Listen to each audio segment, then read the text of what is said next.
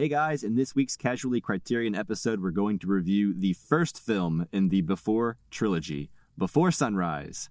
But before that, we're going to talk about everything that we've been up to this week, as far as watching things goes. So sit back and relax.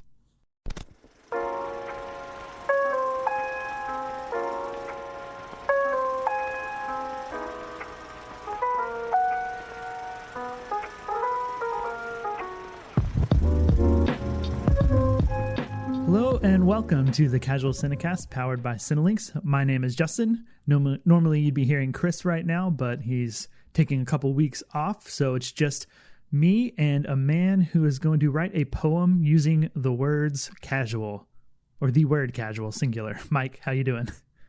I'm doing all right. I just learned about my new task, so I'm racking my brain as we speak. If this is your first time listening to the show, this is a Casually Criterion episode, which is a Criterion Collection-focused episode that we like to do usually every other week, where we'll review a film from the Criterion Collection that is voted on by our listeners. Before we get into the main review, though, we will be doing our usual News on the March, where we talk about recent news and things we've been watching. So if you haven't seen the movie, you can still listen, and then we'll move into our Casually Criterion review for Before Sunrise, spine number 857. That's right. And if you want to vote in our Criterion polls or follow us on social media, you can follow us on Facebook, Twitter, and Instagram at Casual Cinecast. We post the polls on our Twitter, so that's the best place to follow us. You can also message us on any of those accounts or email us at casualcinemedia@gmail.com if you want to say, hey, ask a question about a movie, anything at all. And also, last but not least, if you like the show, you enjoy it, you want to help other people find it, go onto iTunes or your podcast listening platform and give us a 5-star review and let people know we're a good show. Yeah, please and thank you. Thank you and please. And with that, I think we should go ahead and just get into News on the March. What do you say? I thought you'd never ask. All right, here we go. News on the March.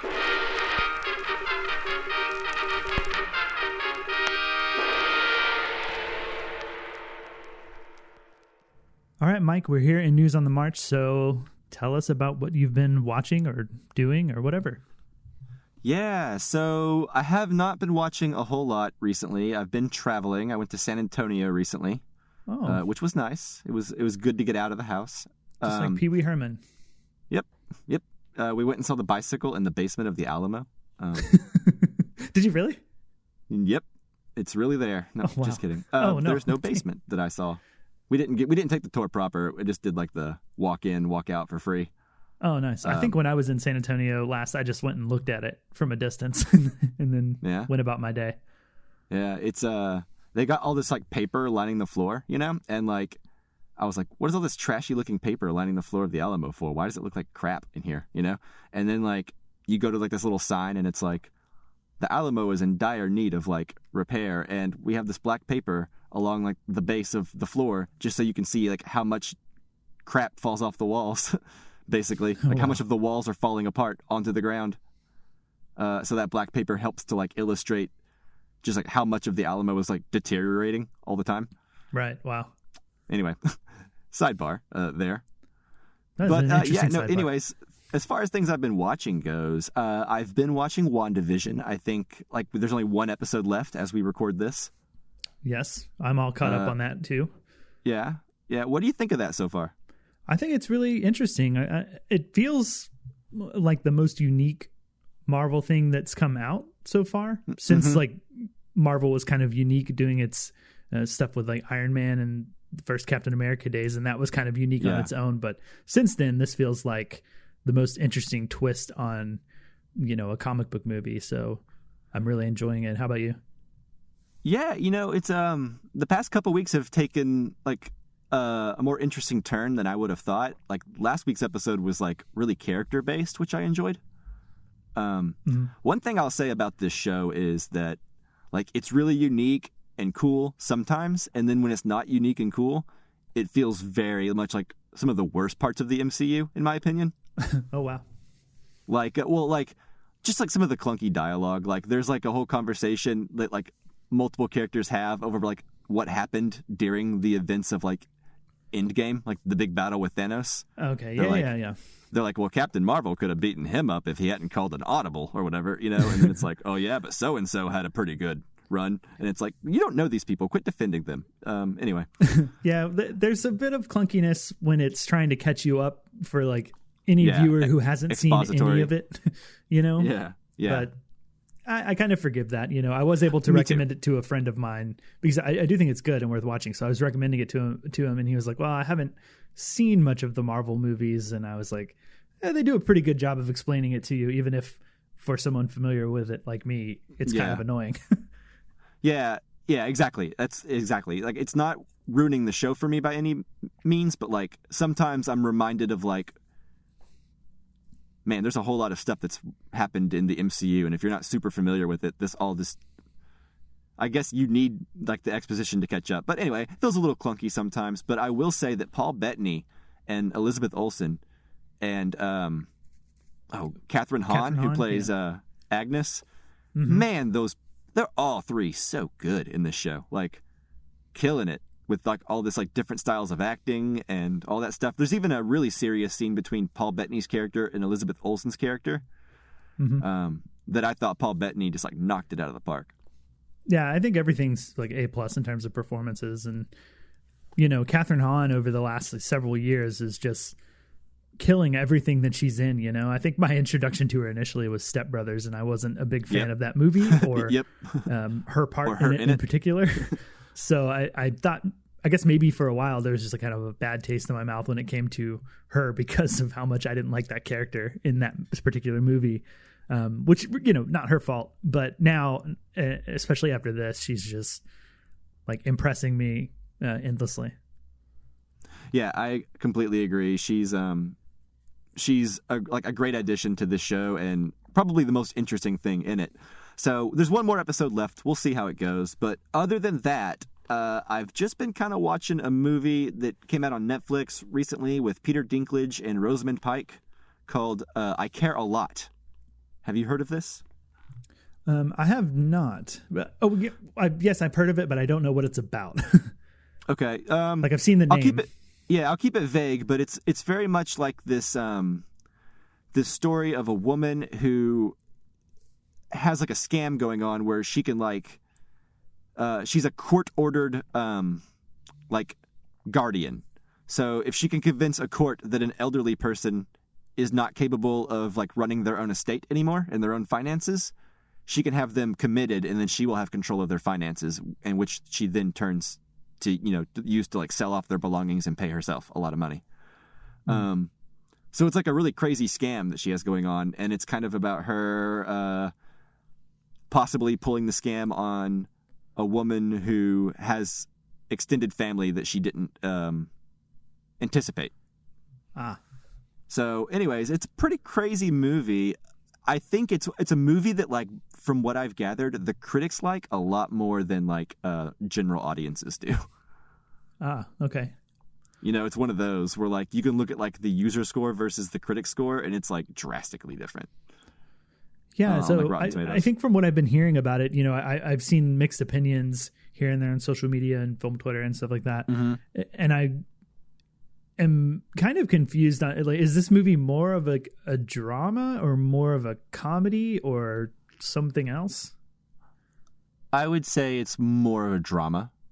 Okay. It's not really a comedy at all. At least I didn't laugh. I would say it's like a serious version of Better Call Saul in the form of a movie, only not as crowd pleasing, I guess.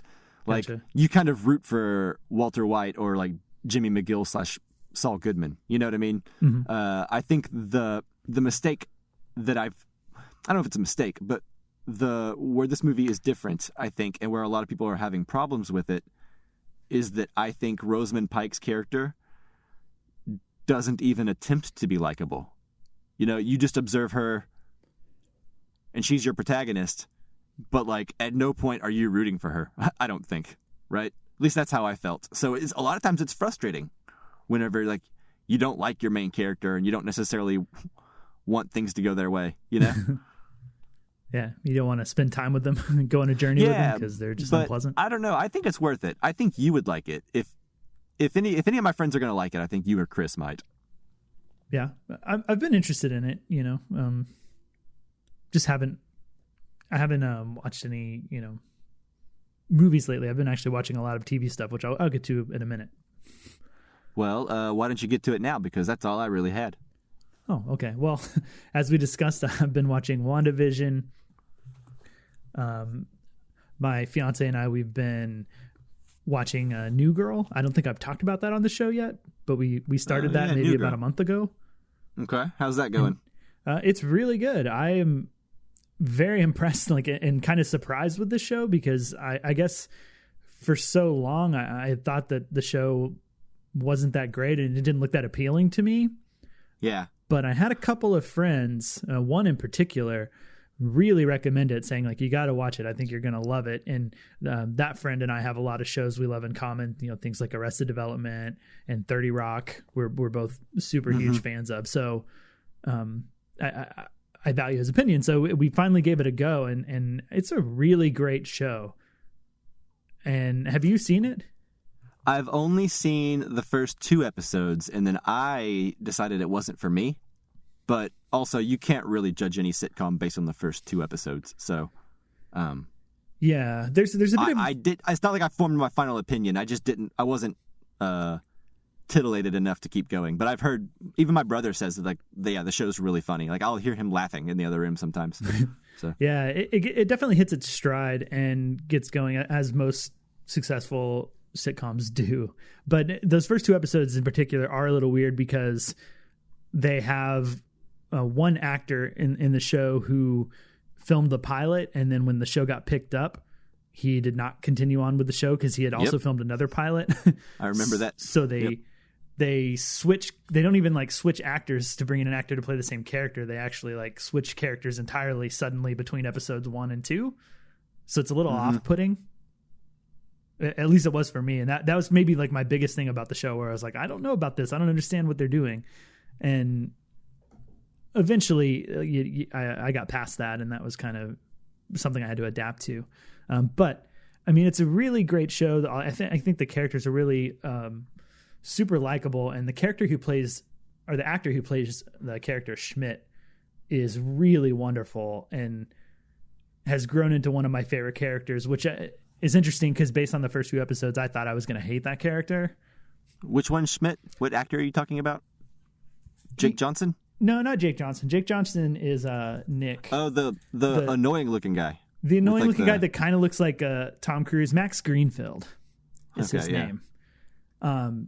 Really wonderful, and really has grown on me a lot and become one of my favorite characters in the show, if not my favorite character, even over people as likable as Jake Johnson or Zooey Deschanel. But I highly recommend it, especially if you have someone to watch it with. That makes those comedies a lot better. Oh yeah, definitely. I actually recently watched The In-Betweeners. Have you seen that? No, I have not. It's a British show. It's pretty funny. It's done now, but really juvenile kind of comedy. But it's funny, well-made juvenile comedy. But anyway, cool. New Girl. Yeah. What else you been watching? The other thing that I wanted to touch on was something I stumbled across on HBOMax. Just browsing through, kind of looking for something to kill time. I was in the mood for something kind of documentary-ish, but not something the length of a movie.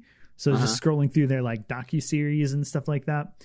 And I stumbled across a thing from 2017 and 2018 called The History of Comedy, which is apparently a CNN original, something produced by CNN. And I guess HBO Max has gotten, the streaming rights to it. Okay. And basically there's 2 seasons. I think the first season is 8 episodes. The second one is only 6, and they're 45-minute episodes. And basically each episode takes a topic based around comedies and traces that topic from the beginning of recorded, history and recorded media through the present. So for example, the first episode is about vulgar language, and they trace vulgar language back to when that started to be used in stand-up comedy, and then when it started to come into film and talks about a lot of those early like stand-up comics who would be vulgar, but were actually like lambasted for it. Right. And like, and arrested quite often for being vulgar or like making a religious joke and that sort of thing. And like, so they'll do something like that. The next episode I think was about women in comedy. So they'd go all the way back to like see some of the first like female stand-up comics, and the show kind of deals a lot with stand-up comedy. Like I would say probably like 60 to 70% of the content is based around stand-up comedy, but all of those stand-up people, even from like the 50s and 60s, like a lot of those stand-up people also did TV. And then of course now we have a lot of them doing TV and movies. So you do get into TV and movies, and you get into things with like females, you get into stuff with like, Samantha Bee's Full Frontal Show and like SNL with like Tina Fey and Amy Poehler. Right. But yeah, I find it really interesting just as a person who really enjoys comedy. You get to see a lot of funny bits. You get to hear a lot of comedians talk about it. And they have like these really well-known comedians like, Patton Oswalt talks on there, and Bobcat Goldthwait. What's Larry David? Yeah. Is it Larry Charles, the guy who directed like the Borat movies, is on there? Yeah. And I think I'm naming all guys, but Sarah Silverman, Maria Bamford, they have a lot of like really well-known talent talking about all of this stuff. So I think it's really, really great. I think I started watching it like a week ago, and I'm already through most of season 2. It's really fun. Is there going to be a season 3? I don't think so, because I think the first season was in 2017. The second one came out in 2018. I think at a certain point you just run out of those like big topics to discuss and trace through time. But I highly recommend that if you have any interest in the history of entertainment and history of comedy and that sort of thing. Yeah, sounds fascinating. Absolutely. Well, that's all I really have for this week. What do you say we go ahead and just move into our review for our main event, Before Sunrise? Yeah, let's go. Let's do it. Sunrise happens. Actually, it's not even sunset yet, but I can't make that joke until next week. You're jumping the gun. All right, I have an admittedly insane idea, but if I don't ask you this, it's just, it's going to haunt me the rest of my life. What? I want to keep talking to you. I have no idea what your situation is, but I feel like we have some kind of connection, right? Yeah, me too. Yeah, right. Well, great. So listen, here's the deal. This is what we should do. You should get off the train with me here in Vienna and come check out the town. What? Come on, it'll be fun. Come on. What would we do? I don't know. All I know is I have to catch an Austrian Airlines flight tomorrow morning at 9:30, and I don't really have enough money for a hotel, so I was just going to walk around, and it'd be a lot more fun if you came with me. And if I turn out to be some kind of psycho, you just get on the next train. Okay, so as always with our Criterion films, they are typically older films that have been out for a while, so we will not be doing a spoiler-free section. We will jump straight into spoilers when we're talking about the movie. So if you have not seen Before Sunrise and you do not want anything spoiled, please stop the podcast now. Go watch it. It's only about an hour and 45 minutes, so it's a pretty breezy watch. Come back and then finish listening to this episode. Yeah, please and thank you. So, Before Sunrise was directed by Richard Linklater. It stars Ethan Hawke and Julie Delpy. The IMDb synopsis says, a young man and woman meet on a train in Europe and wind up spending one evening together in Vienna. Unfortunately, both know that this will probably be their only night together. Yes, and doing Criterion films, we end up with a lot of like foreign directors and foreign actors, and we struggle to pronounce them. And sometimes I do my due diligence when it seems really hard, but I'm just now realizing you said Richard Linklater and I say Richard Linklater, and I don't know what's right. Yeah, I think I go back and forth. I as I said it when saying his name, I was like, I don't usually say it that way. So I don't know, whatever. Richard Linklater. Letter. Yeah. If you just alternate between the two, you're right half the time, and that's pretty good. That's true. Tomato, tomato. All right. Anyways, Justin, I believe this is not the first time for either of us to see this movie, but I believe you have seen this movie more than I have. I would guess so. I would guess maybe, because I've seen it a lot, and I've shown it to a lot of dates. I've shown it to my wife. Obviously the dates were long before I was married or dating her. But yeah, I did try to show it on a couple of dates, and as romantic as this movie is and can be at times, if the people aren't into movies too much, it doesn't really work that well as like a first date movie. I've shown it to a couple that were just real bored. Yeah. You will sly dog you. Okay. Yeah. But yeah. So Before Sunrise, this is a film that I historically have been a huge fan of. I tend to really like slice of life, like low-key, simple type things, these movies that are very focused on people and character driven, as opposed to plot heavy stuff, thrillers, mysteries, that sort of thing. I really like things that are really simple, like My Dinner with Andre that we reviewed on here several months ago, as one of my favorite films. I just love the idea of a extremely well-written conversation put on film by two great actors just delivering the dialogue really well, as opposed to this kind of thing could be boring. We both went to film school, and I think every person at some point in film school probably has that idea of I just want to make something about two people just having a discussion, having a talk. And I made that movie, and I'm not that great of a writer. So I've seen how that sort of thing can turn really bad without good performances and good writing and good direction. And so this movie is just I just love watching this sort of thing, this sort of experiment. And even this movie on its own, I think, is just a fascinating experiment, doing this thing where not a lot happens. We're literally just listening to conversations, watching these two walk around Vienna and talk and develop a relationship and learn about each other without much else going on. But of course, the whole trilogy ends up being this even bigger experiment that I'm sure we'll talk about in time. But I love this movie. I love these two characters. I love their whole journey throughout all of these movies. This one in particular is kind of the most self-contained and probably the sweetest one. At least that's my recollection, having not watched all of these movies recently. But I don't know, I kind of just watch this movie, I smile, I enjoy it, I think it's sweet, I think it's interesting. I don't know that this movie, even though it is self-contained, stands up on its own as well anymore. I wish I had seen this movie not knowing that another sequel was going to come 9 years later, because there's something slightly diminished for me watching it, knowing that there's two more movies of these characters together now. Right. Yeah.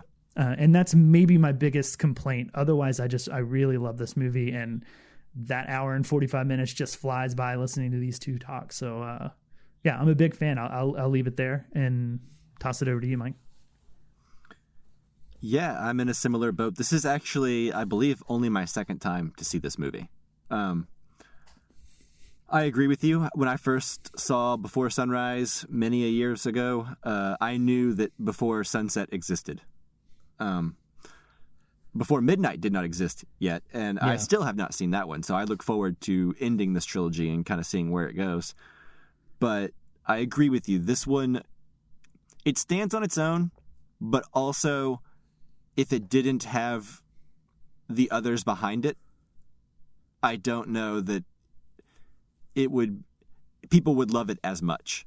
Because I think the bigger picture of these movies carrying on this story every 9 years or so, I think is more of an interesting thing than just one movie by itself. Because you said, this movie isn't necessarily, it's not reinventing the wheel. Everyone in college tries to do a movie just like this. Yeah. Right. But this one, it works. And I don't know why it works. Maybe just because Richard Linklater is, a great director and a great writer. I think Ethan Hawke and Julie Delpy get it for lack of a better word. Like, they just understand the material. They understand what he's going for. He hired the right actors for this. The energy and the charisma that these two just exude on screen, you know, and like they just seem so switched on and so young and alive in this movie, you know? And I don't know, their chemistry is real, you know, you could feel it. And you feel like you're watching two people genuinely connect in like a really interesting way. Even for all its, you know, cliched people walking and talking stuff, like it still feels like, you know, the right way to do that. It's not boring, at least to people who like movies. Kind of like you said, I can see an average person being maybe pretty bored. But if you like movies, if you like foreign films in particular, you know, I feel like this movie is right up your alley. You know, I was thinking when I was watching this, I was like, Richard Linklater makes American films that feel like I should be reading subtitles to follow them. It feels like this should be in French or Italian. Yeah. He's, you know, yeah, he's less concerned with like, you know, in your face, keeping your attention, having something exciting happen constantly, or, you know, dazzling you with camera work. Like, I don't have a problem with the way that this movie looks. I think it looks pretty good for what it is, but also looks pretty raw and low key. And, and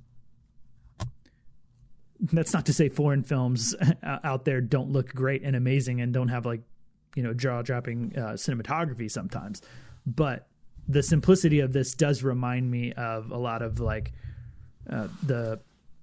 some of like the French New Wave films and some films from like Ingmar Bergman, some of the, you know, the more simpler ones. Yeah. Definitely some of the Agnes Varda films I've been watching from the box set, like that early French New Wave. Yeah, I can feel that, and I also feel a little bit of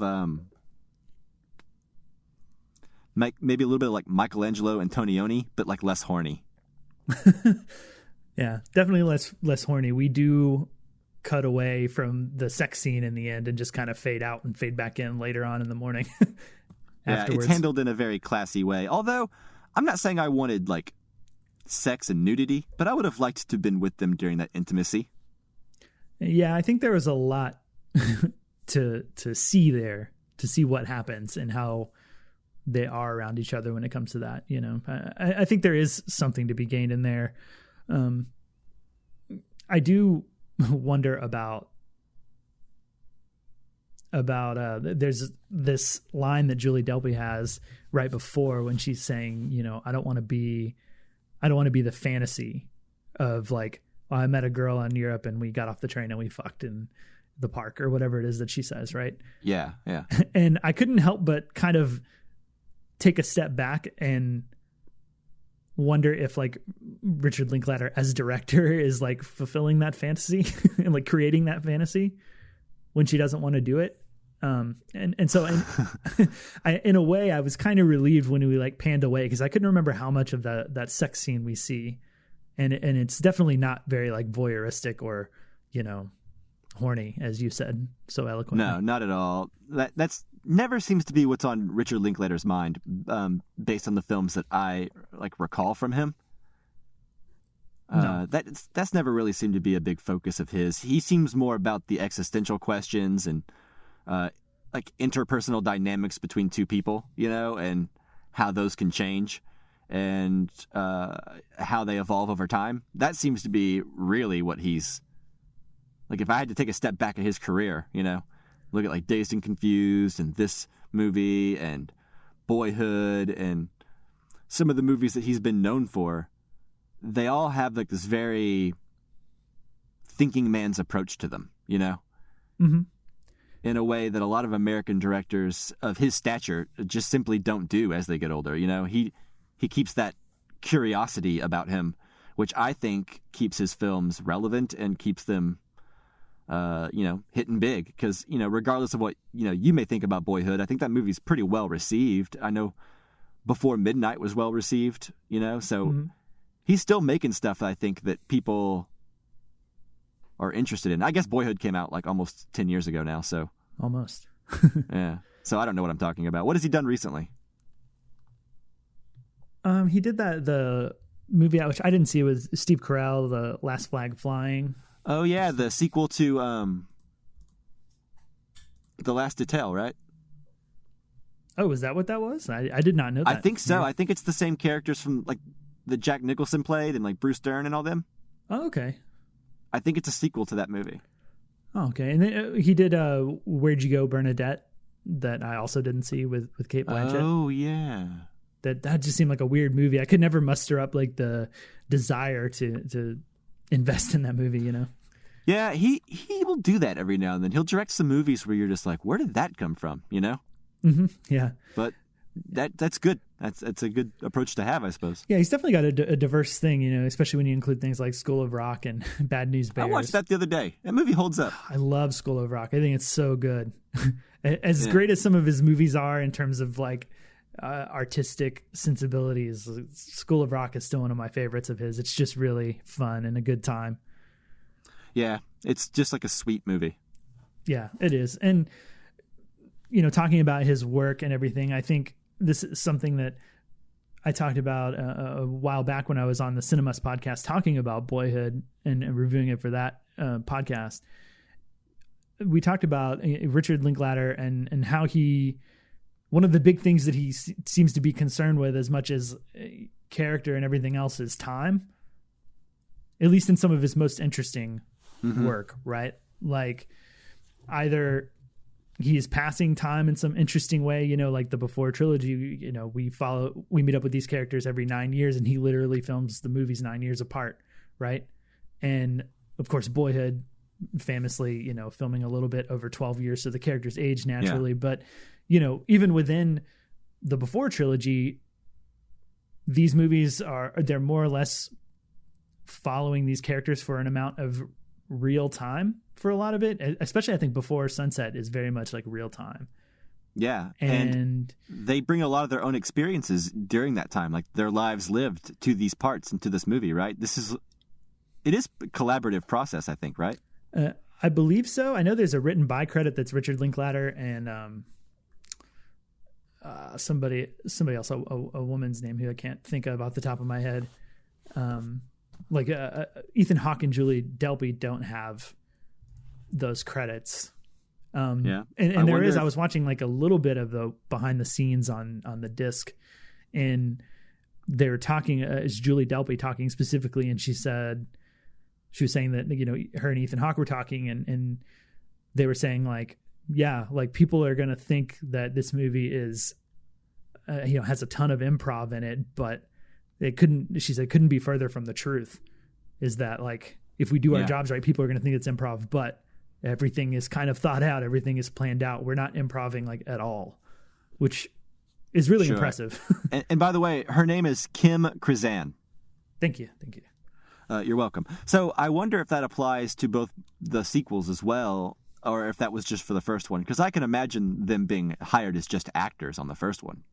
But I would imagine if the idea to bring up, you know, parts 2 and 3 come about, I don't know. I would be surprised if they weren't at least in on some of the story beats, you know? Yeah, I would think it would be more collaborative. It seems like how Richard Linklater works, based on researching Boyhood too, is that he definitely, especially as the kids got older in Boyhood, he's let them start having that input on, what has your life been like this last year? Let's talk. And he would incorporate that and stuff into the script. So like, it didn't start out that way, but like as they grew up, those characters started to reflect more and more like the real people. And I think to the movie's strength as well, and I'm sure to, this trilogy's strength as well. So one thing that struck me, I guess, during this one, watching this movie, is how you couldn't make this movie now in the days of like social media, right? Because the whole ending kind of hinges on the idea that once they leave each other's sight, writing a letter is too much of a pain, calling each other is a bit of a pain, but like Facebook, Instagram. Yeah. Like, it seems like the whole movie kind of hinges on this idea that, like, sort of, I'm not saying it can't be done now, but, you'd have to write a lot more detail into like why it couldn't happen, you know? Yeah, I think social media kind of gives us that non-pressure way of being able to contact somebody if we want, but we also don't have to. And right. It's not quite as bad as like giving someone your phone number or getting someone's phone number and never texting them or never contacting them or you know, in the case of this movie, because this was even before texting, you know, exchanging addresses and never writing a letter or phone numbers and never making a call. Yeah. But you're right. I mean, if I were to do something with a movie that had that sort of thing in it, and I were writing that script, I would be like, you know what, this is a period piece now, because I don't want to deal with social media or cell phones and the complexity that brings.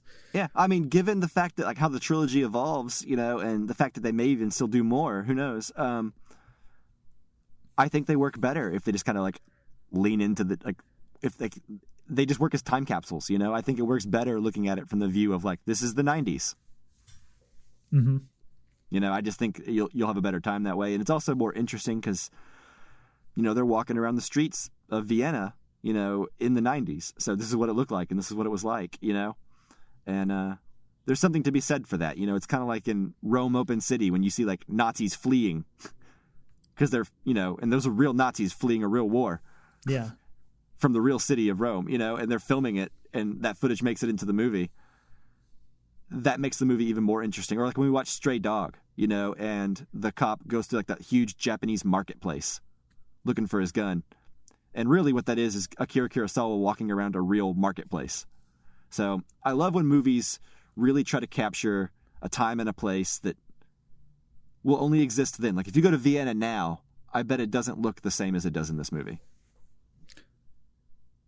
No, and that's one of the great things about it is just the naturalism that Linklater uses when he films stuff. Like I think the setting, it can tend to be like a character as much as everything else. Even if it, you know, in this one it's Vienna, right? And in Dazed and Confused it's East Texas or South Texas, somewhere wherever. But yeah, it's very much like he's not altering it and like glorifying it in any way, right? It's very natural. It's very like raw. Yeah. So my favorite scene in the movie is the scene whenever he convinces the bartender to give him the wine. Oh yeah, that's really great. And he's going to send him the money. Mm-hmm. Do you think he is? Do you think he sends him the money? I bet he does. He seems like a stand-up dude. I bet he sends the money. I know, he's so likable. I'm like, yeah, he's going to do it.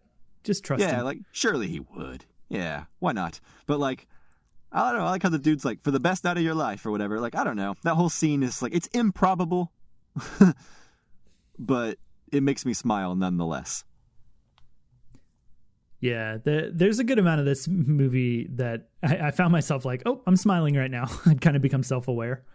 Yeah. Just watching it, you know, I like their first kiss scene a lot, you know, up in the gondola Ferris wheel thing. And he's like, oh, it's sunset. And I actually really like the way that scene plays out because Ethan Hawke is being kind of shy and maybe not very confident about it. And I like that Julie Delpy sort of takes the reins on that and moves in closer to him. And I find her character to be like really probably the more interesting of the two. And that and I like that we, you know, have a woman that has like just as strong of like opinions and feelings and like takes things into her own hands, you know, as much as the male, you know, it kind of keeps it from being that thing we kind of talked about earlier, that sort of like male fantasy. Yeah, I was about to say, you know, sometimes in movies it can go either way. Like the woman can have like no agency, right? And she just kind of like reacts to whatever the man does. And then sometimes like she's like quirky to 11. You know what I mean? Like she's too quirky to be real. Like that's my big problem with a lot of Woody Allen characters, both male and female, right? Is like everyone's just a little too quirky. Yeah. You know, like Diane Keaton and like Annie Hall and I mean, even Woody Allen in Annie Hall. Yeah, it just seems like, yep, this is a quirky character written in a movie. All right, like this is what a wacky character would do, like dressing weird, and I don't know, like the manic pixie dream girl trope is a real thing. Yeah, no, it definitely is. There's examples for me that are on the right side of that line, and then there's definitely examples that are on the other side of that line. Yeah, exactly. Yeah, there's a right way and a wrong way to do it, and I think this movie doesn't do anything like that. Julie Delpy is, I mean, she's 50% of the movie, right? She's a main character. She, her journey through this trilogy is just as valid and interesting and given just as much depth and thought and characterization as Ethan Hawke's is. This isn't like a movie that chooses a side or treats the woman less good, or you know what I mean? Like she's just a character. She's not treated first as if like a male trope who didn't understand how to write a woman. Oh sure, yeah, and I think we touched on earlier the writer. He had a female writer with him, and I'm sure a lot of that thought went into that, from her side, and that's probably the best reason to work that way, right? Like it paid off, because I can only imagine this not being as good if it didn't have a woman's voice behind it. Oh yeah, at least somewhere in the creative process. Like a lot of my favorite directors are males, and sometimes female dialogue, even from directors that I like, it's pretty dumb sometimes and cringy. So, I admire Richard Linklater, like wanting to make a movie about two people and not the male fantasy. Not the male fantasy that she describes, that she fears that she is in the movie. Yeah, and do you feel like I think one of the things that I noticed watching this movie is like I feel like there's a lot of suspense, sort of like of them, how they're kind of constantly trying to convince themselves that like, well, tonight's the only night, we don't need to contact each other and go through all of that. And the part of it is informed by knowing that there are sequels and they eventually see each other again. But like every time they're doing that, like I think it's kind of fun to just like watch them try and convince themselves and to kind of, I don't know. I'm always rooting for them to not, to like, I'm waiting for them to be like, no, never mind. Like that's kind of the thing that you end up rooting for in this movie.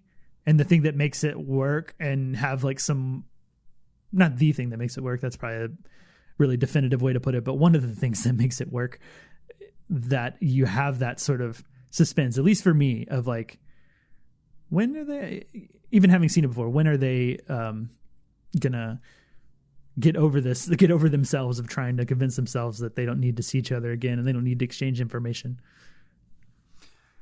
Yeah, the first time I was watching this movie, that was like the big thing, because like I knew there was a sequel, but like I still didn't know how this one ended.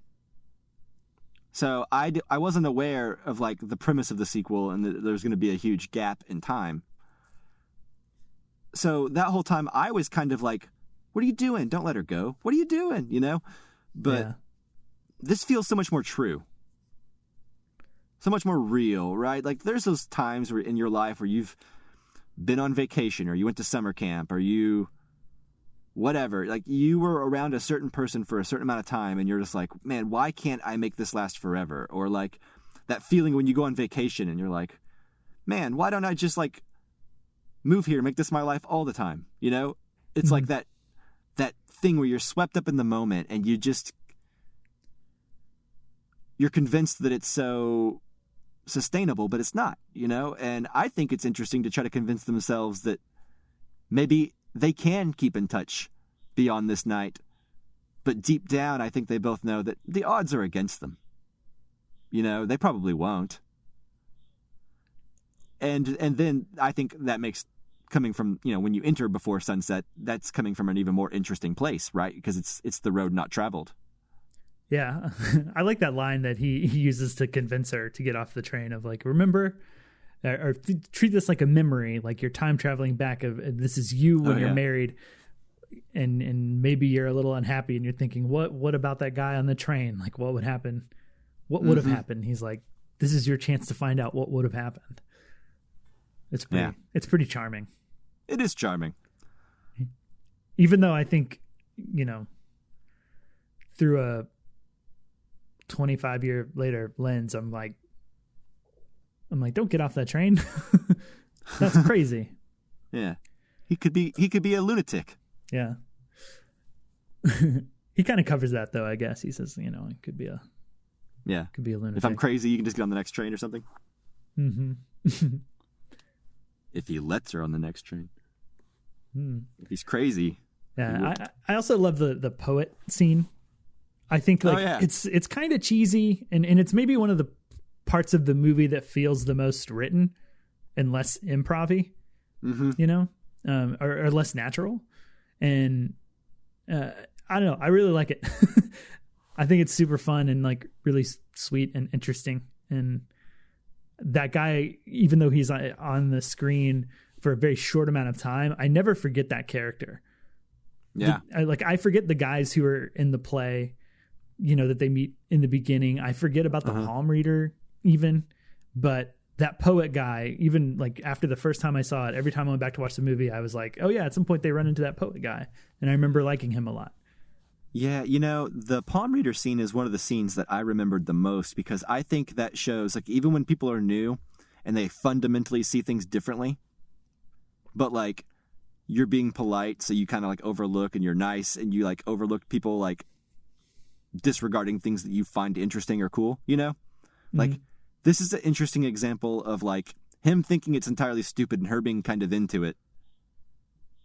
And like, even when she's like, well, I like what they said. And he's like, yeah, of course you did. It's like, you can see how like, if they were to be married, that would be a fight, in a few years.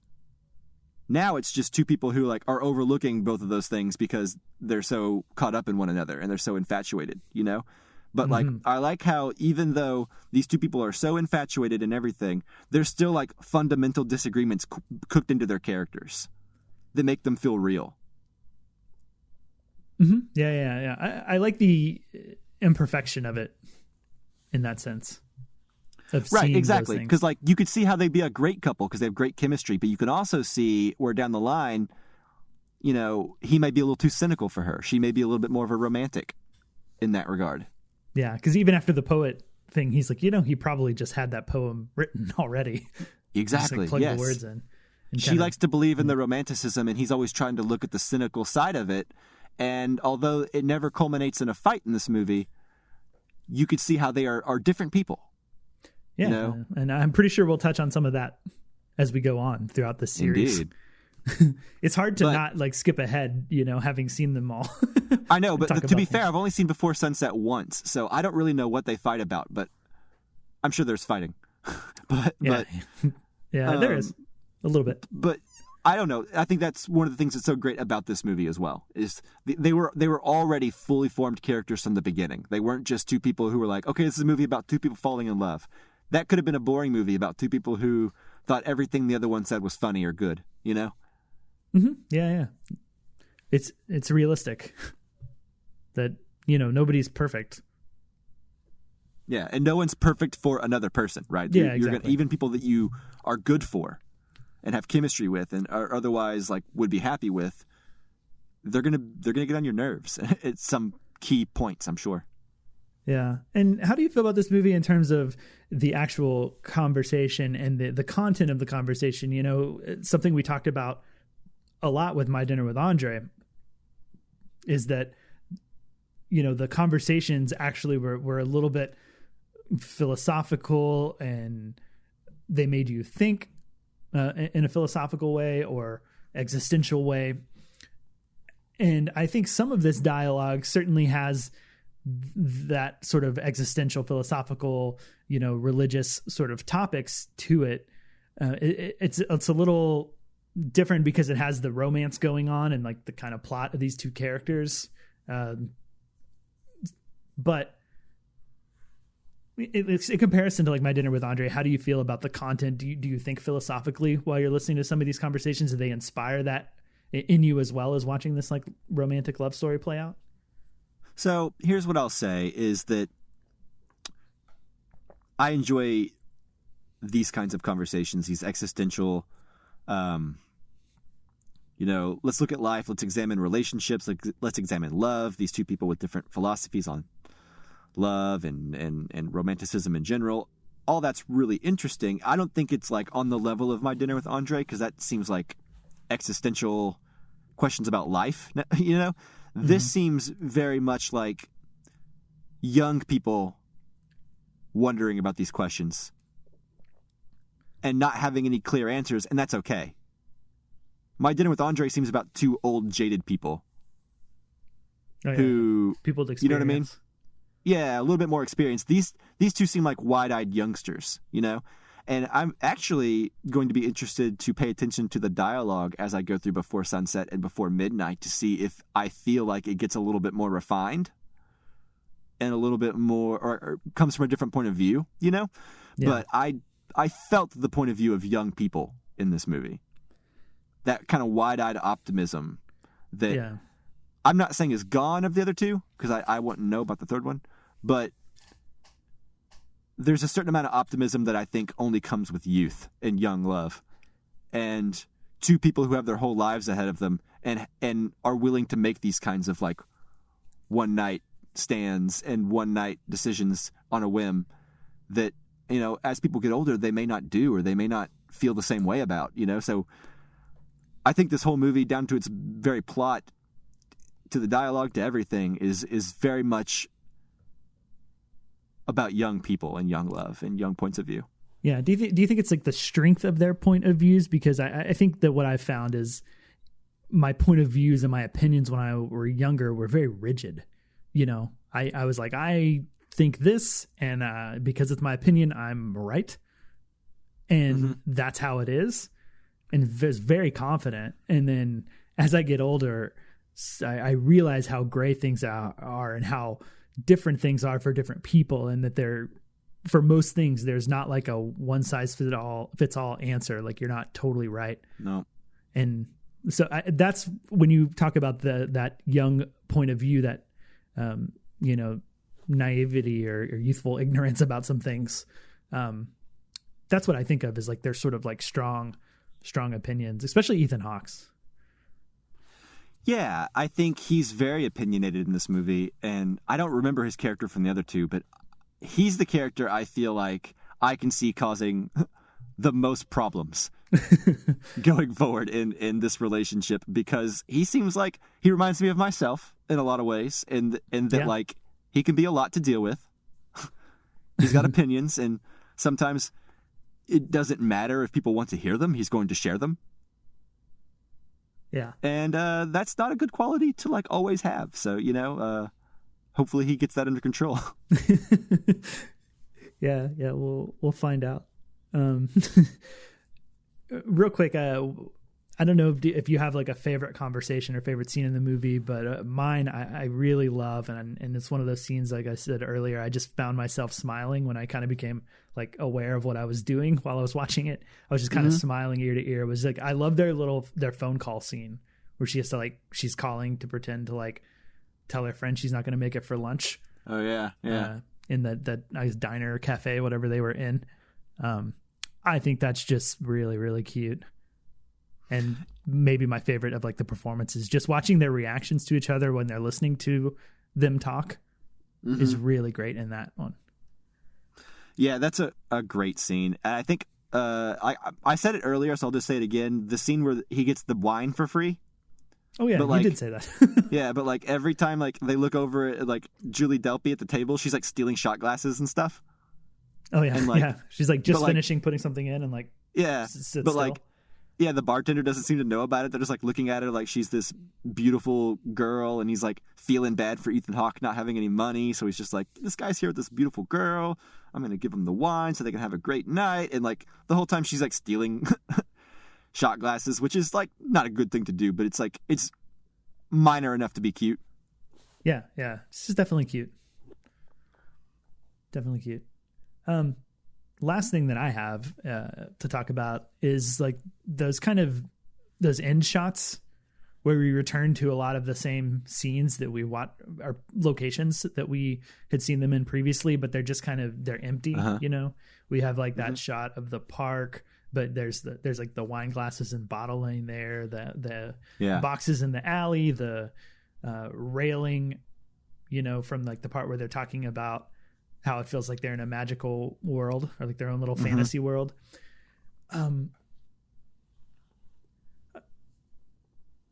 Those parts are like really, I got kind of emotional watching those, and just, it really sort of made me think, and it actually reminds me of what we talked about earlier of like the time and a place where these people exist. Like there's something really magical about going back and just looking at all those places and holding on like this single shot and just seeing like, you know, this is that place now in the daylight, right? Mm-hmm. When you can kind of see everything and some of the magic is gone. Yeah. Different eyes. Yeah. It's just, I've just found it really fascinating. Like that emotional moment, that sort of like wrapping everything up in a way, choosing to do that, I think was really, really moving for me. Yeah, I agree. There's a poignancy to this movie that I understand why they wanted to go back 9 years later. You know what I mean? I understand why they weren't done with this story. And these characters, they feel so fleshed out and so alive. And the poignancy of this movie keeps that feeling going, right? That feeling of like, man, remember that girl, you know, a long time ago? If only I could find her again, you know, that, I don't know. There's the whole trilogy, I guess, the whole idea of it's just like, it's really romantic, for lack of a better word. You know, it's like, it's a really sweet way of approaching this and a really interesting way of approaching a modern relationship. Yeah. If you could divorce yourself from having seen Before Sunset and knowing that these exist, and I don't know if you remember exactly what happens in Before Sunset, since you have said you've only seen it once, but like, can you, if you had not seen those and did not know, and you saw the ending of this movie, do you feel like they would actually come back in 6 months, or do you think that like they wouldn't, or is it too hard to say? Yeah. See, that's the question. You know, I don't think I would dare come up with like an answer to that. You know, it's kind of like, what do you think happens at the end of First Reformed? The idea is that you're not supposed to know, you know, there's a certain amount of vagueness that like is important to you getting the full experience. You know, I think it's better until you watch the second one. I think it's better to not get that definitive answer. You know, it's sure. like, I'm glad we don't cut to like 1 year later. Yeah. Well, do you think you'd feel hopeful that they would, or? I think I'd feel hopeful, kind of the same way. Like, you can look at the end of Eternal Sunshine of the Spotless Mind as both sad or happy. You know, I choose to look at it a little bit more happy, although I choose to acknowledge that it could also be, you know, terrible. Yeah. Well, yeah, not to get too into Eternal Sunshine too much, but you know, that ending, it's like, it's a happy ending in my opinion, but happy in accepting the melancholy, the unhappy, sad stuff that will inevitably come with the happy. You know what I mean? Yeah, exactly. Right. So, yeah, I mean, I know I didn't answer your question, but that's okay. It's hard to answer knowing that there are sequels. You know, I agree. Diminishes the ending. You know, as I said earlier, like, and some of the stuff, knowing that other things happen with these two characters. Yeah, you know, I would probably guess that. I'd like to believe they did. Why not? You know, even though we know what happens, but I like to believe they did if the sequels had never happened. Yeah, I think that's how I felt, not knowing anything at all about like what Before Sunset contained. I thought like I knew there was a sequel, but I was like, oh, maybe going into this movie, you know, they will have met up again and we'll be catching up of like what their lives have gone on to do. Like if they met up, like that was my thinking of like how Before Sunset would go. I won't say because I don't know, just to not spoil it, because even though we don't do spoilers on Criterion, we're still not covering that movie actually until next week.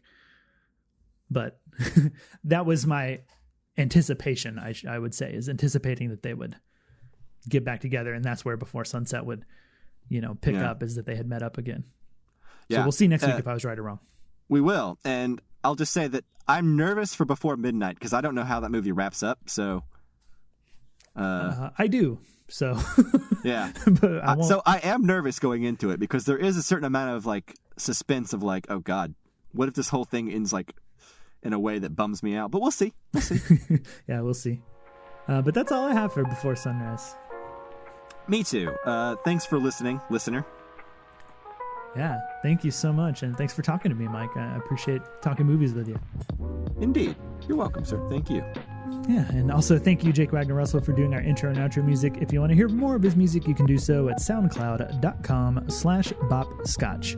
All right, stay tuned to this channel. Our next 2 episodes will be Before Sunset and Before Midnight. We're going to do the whole trilogy. So, coming at you. Yeah, and until then, we'll talk to you later. Bye. Bye.